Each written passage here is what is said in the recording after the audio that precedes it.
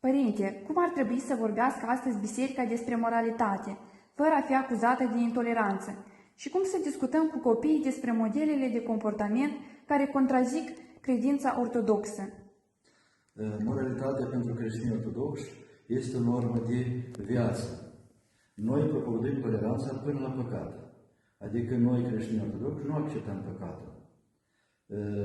Cu copiii, noi discutăm despre toleranță, cu răbdare, cu dragoste, în conformitate cu religia noastră ortodoxă.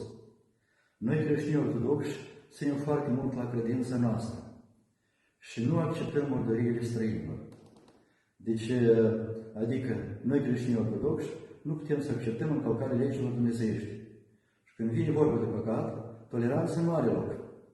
Ca modele de comportament pentru noi, creștinii ortodoxi, îi avem pe Sfinții Mucenici, pe Sfinții Părinți Mărturisitori, ne uităm la viața lor și luăm exemplu de la dânsii.